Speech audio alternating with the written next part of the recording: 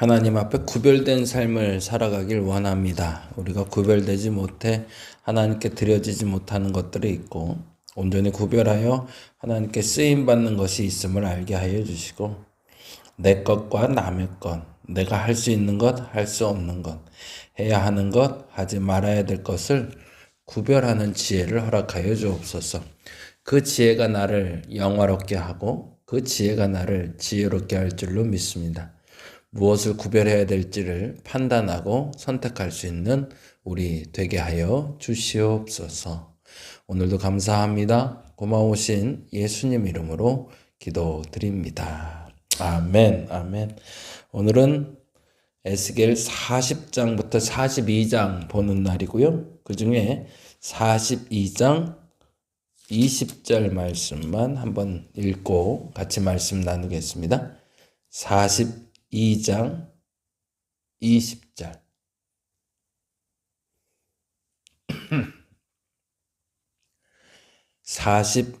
42장 20절. 우리 같이 한 목소리로 읽도록 합니다. 그가 이같이 그 사방을 측량하니 그 사방 담 안마당의 길이가 500척이며 너비가 500척이라 그 담은 거룩한 것과 속된 것을 구별하는 것이더라. 아멘. 짧은 구절이니까 제가 한 번 더 읽어드릴게요. 그가 이같이 그 사방을 측량하니 그 사방 담 안 마당의 길이가 500척이며 너비가 500척이라 그 담은 거룩한 것과 속된 것을 구별하는 것이더라. 아멘. 오늘 40장부터는 드디어 에스겔의 환상 중에 절정에 이르는 환상을 만나게 되는데요. 예루살렘 성전이 무너진 후입니다. 그러니까 날짜를 보면 날짜가 이렇게 나오거든요. 에스겔서는 날짜를 좀 정확하게 기록해 놨어요. 그래서 더 그 신빙성이 있는데 특별히 그는 환상 중에 도저히 사람이 납득할 수 없는 엉뚱한 이야기를 하는 것처럼 보여도 그 날짜의 기입을 보면 분명한 그 역사적 시기에 어떤 일이 있었는지를 우리가 가늠해 볼 수 있게 해줍니다. 40장 1절 말씀 보니까 이렇게 돼 있어요. 우리가 사로잡힌 지 25째 해 성이 함락된 후 14째 해 첫째 달 열째 날에 곧 그날에 여호와의 권능이 내게 임하여 나를 데리고 이스라엘 땅으로 가시되라고 돼 있잖아요. 14째 해 거기다가 줄을 좀 쳐놓으면 좋을 것 같아요.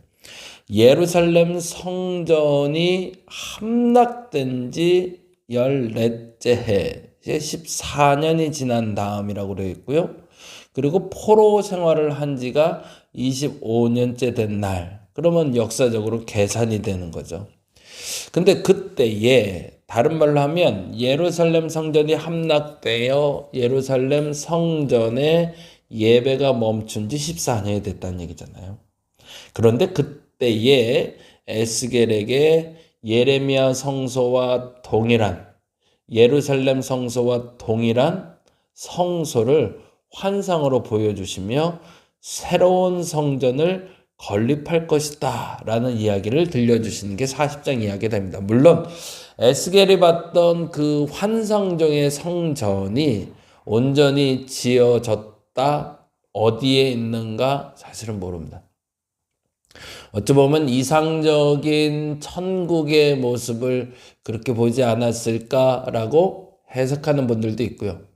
어떤 분들은 이것이 새롭게 지어질 성전의 마지막 모습이다라고 말하는 분들도 있고 그냥 있는 그대로 받아들이는 분들은 이제 앞으로 지어질 성전의 모습으로 이어지기도 합니다. 근데 중요한 것은 에스겔이 그 성전의 모습을 너무나 꼼꼼하게 보고 있다는 거죠. 그러면 볼 수 있는 방식은 뭐였는가가 이렇게 되어 있습니다. 날짜는 앞서 읽은 대로 25째 해, 성이 함락된 지 14째 해, 첫째 달, 열째 날이라고 되어 있지만 그 환상은 다음과 같이 진행이 됩니다. 2절 말씀 볼까요? 2절에 보니 이렇게 되어 있네요.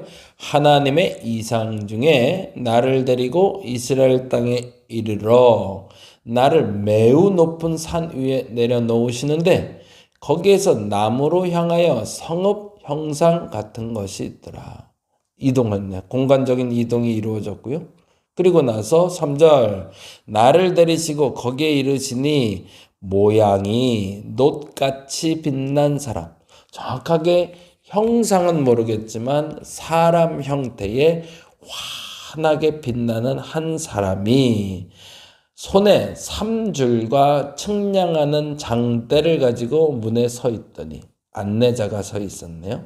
그리고 그 안내자가 4절 그 사람이 내게 이르되 인자야 내가 내게 보이는 그것을 눈으로 보고 귀로 들으며 내 마음으로 생각할지어다 내가 이것을 내게 보이려고 이리로 데리고 왔나니 너는 본 것을 다 이스라엘 족속에게 전할지어다 하더라 라고 되어 있어요.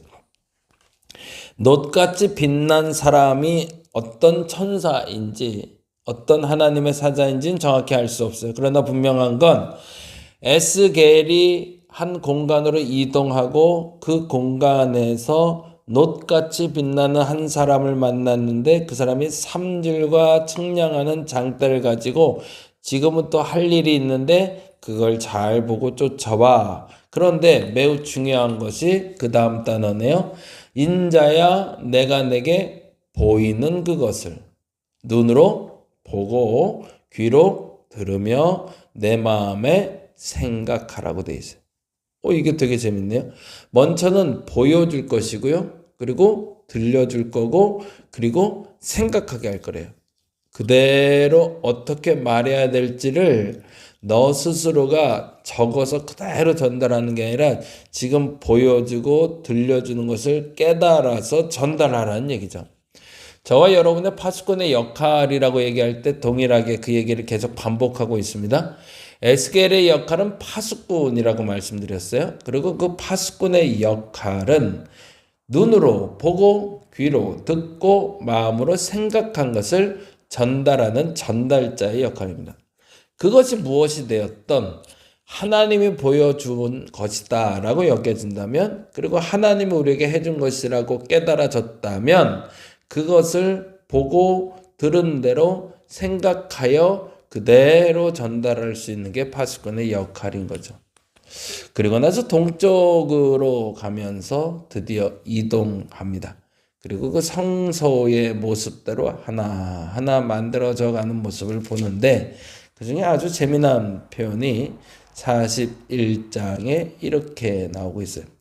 먼저 40장을 보면 5절에는 동쪽으로 이동해서 동쪽의 문을 보여주고요. 17절부터 바깥들이 어떻게 형성됐는지 그리고 북쪽으로 이동해서 북쪽으로 들어가는 문 그리고 24절에는 남쪽으로 들어가는 문 그리고 28절부터는 안뜰의 남쪽 문으로 그리고 32절에는 안뜰의 동쪽 문으로 35절에는 안뜰의 북쪽 문으로 그래서 38절에 전체적으로 그 부속 건물의 외관을 한번 둘러보게 만들어주는 장면이 40장 이야기가 돼요. 어저께 제가 저희 모교라고 불리는 감리교 신학대학을 좀 다녀왔는데 감신 순례길이라는 걸 만들기로 했어요. 만들어졌어요. 원래는 감리교 신학대학을 중심으로 만들어진 길은 아니었는데 이제 조만간 학교가 140년이 돼요. 학교가 세워진 지 대단하죠. 우리나라에서 어찌 보면 최고로 오래된 학교 중에 하나예요. 물론 다른 대학이 물론 있긴 있죠. 그런데 중요한 건 실질적으로 그 자리에 지속적으로 머물면서 학교가 유지된 학교로는 어찌 보면 제일 오래된 학교가 저희 학교입니다. 그리고 최초의 남녀공학이었고요. 그러니 의미가 좀 있죠. 그런데 워낙 학교도 작고 그리고 워낙 이제 신학교에 대한 인식이 그렇게 좋아져 있는 상태가 아닌지라 홍보의 활성화가 사실은 잘 안 됐죠. 그런데 그러던 차에 요번에 새롭게 총장이 되신 분이 이 감리교 신학당을 좀 알렸으면 좋겠다라고 생각하고 방법을 찾던 분 중에 순례길을 만들어 보자. 왜? 이건 신학교니까. 그래서 그 학교 입구부터 시작해서 정동 쪽으로, 독립문 쪽으로, 아현동 쪽으로, 동대문 쪽으로 해서 길을 한 6개 정도를 옥성삼 박사님이라는 분이 아주 기가 막히게 잘 조성을 했어요. 물론 지금 원래 있던 길에 큰 주제를 가지고 흘러갈 수 있도록 만들어 놓고 이정표를 아직 세운 건 아니지만 그 이정표를 따라 걸을 수 있도록 큰 약도는 그려진 상태인 거죠. 그래서 어제 개막식 기념식이 어제 진행이 됐고요. 제가 11월, 12월이 이제 파일럿 행사라고 그래서 지금 만들어 놓은 그 길을 가이드하고 사람들에게 소개하는 일을 하게 될 텐데 그 일 중에 제가 한 꼭지를 좀 맡아서 진행하게 됐어요. 그래서 같이 동선을 만들고 흘러가는 그 과정을 같이 동참하게 됐는데 그래서 학교를 조금 자주 몇 번 더 올라가야 될 것 같습니다. 근데 이 말씀을 드리는 이유는 순례길을 하는 원칙은 아니지만 그 순례길을 걷는 동선을 그렇게 만들어서 그 얘기를 좀 드리려고 그래요. 맨 처음에는 그 감리교 신학대학이라는 학교에 대해서 잠깐 설명을 하고요. 간단한 개론으로. 그래서 그 개론을 가지고 한 바퀴를 외곽을 돕니다. 그래서 외곽을 돌고 안내를 보여주고 나가서 정동길 쪽으로 돌아가게 흐름을 만들어 놨어요. 왜? 그렇게 해야 전체적인 동선이 만들어지기 때문이죠. 지금 에스겔에게도 예루살렘을 동서남북으로 돌아가며 외부를 먼저 보게 만들어지고 그 외부를 본 후에 안쪽 분쪽 문으로 들어가면서 각종 건물들이 그리고 그 건물의 쓰임새에 대해서 설명하는 게 40장이 시작이 됩니다. 그래서 40장은 그 건물의 외관을 보여주는 거라면 41장에 이르러선 그 건물의 첫 번째 중요한 장소인 지성소를 보여줍니다. 근데 그 4절이 이렇게 돼 있어요. 41장 4절로 가보죠. 41장 4절 같이 한번 읽어봅니다. 그가 내전을 측량하니 길이는 20척이요 너비는 20척이라 그가 내게 이르되 이는 지성소니라 라고 돼 있죠. 거기다 줄쳐놓고요. 그런데 매우 중요한 건 그가 내 전을 측량하고 길이는 20척 너비는 20척인데 그 내전 안으로 에스겔을 데리고 들어가진 않고 그가 측량하고 빠집니다. 그리고 그 지성소는 에스겔은 들어갈 수 없음을 이야기해 주는 거죠. 무슨 말일까요? 구별된 장소. 왜? 지성소는 본래 대제사장만 들어가는 곳이기 때문에 그렇습니다. 또 하나 42장에도 동일한 표현이 나오고 있는데 42장 13절을 보죠. 42장 13절을 봐도 역시 동일한 이야기가 나옵니다. 13절 그가 내게 이르되 좌우 골방뜰 앞 곧 북쪽과 남쪽에 있는 방들은 거룩한 방이라 여호와를 가까이 하는 제사장들이 지성물을 거기에 먹을 것이며 지성물 곧 소제와 속제제와 속건제의 제물을 거기에 둘 것이니 이는 거룩한 곳이라. 거기다 주죠. 거룩한 곳이라. 제사장이 제물을 바친 드린 소제와 속제제와 속건제 제물을 놓는 장소이며 음식을 먹는 장소가 있는데 그 장소를 구별하라 라고 이야기하고 있는 거죠. 그리고 43장에 매우 중요한 단어 앞서 읽었던 그 주제 용어가 나오고 있습니다. 42장 20절 말씀 같이 한번 읽어봅니다. 42장 20절 그가 이같이 사방을 측량하니 그 사방 담 안 마당의 길이가 500척이며 너비가 500척이라 그 담은 거룩한 것과 속된 것을 구별하는 거죠. 그러면 저는 그렇게 그래서 해석을 했는데 에스겔에게 보여준 예루살렘 새로운 성전은 사실은 성전을 말하고 싶은 것도 있지만 성전을 말씀하시며 이스라엘 백성들의 구별된 삶에 대해서 이야기하고 싶었다는 거죠.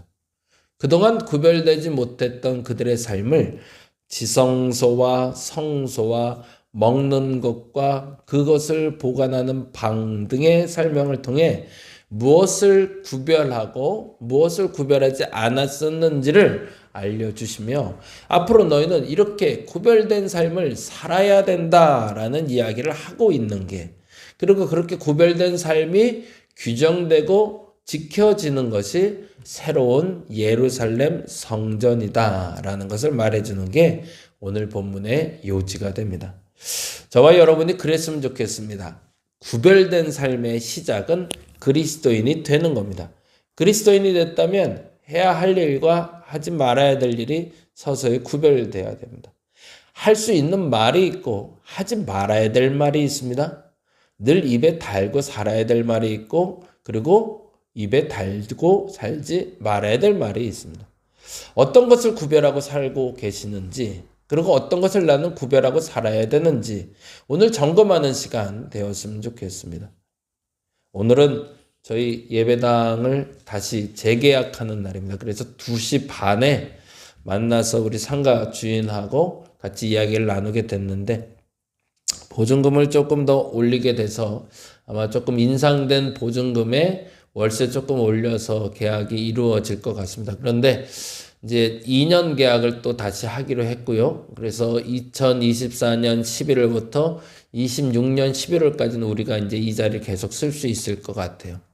그때까지는 구별된 성소입니다. 그렇게 우리 규정을 하자고요. 그 후에는 또 다른 공간으로 사용하게 될 수도 있다는 전제는 물론 있어요. 근데 그때까지는 일단 우리가 쓸 때까지는 여기가 하나님의 성소로서 어떤 모습을 갖춰야 될지를 같이 고민하는 시간 됐으면 좋겠습니다. 그래서 앞으로 2년은 이곳을 어떻게 꾸미고 어떻게 가꾸고 어떻게 사용할지를 같이 의논하는 게 이번 당회 때 아마 논의가 될 것 같은데요.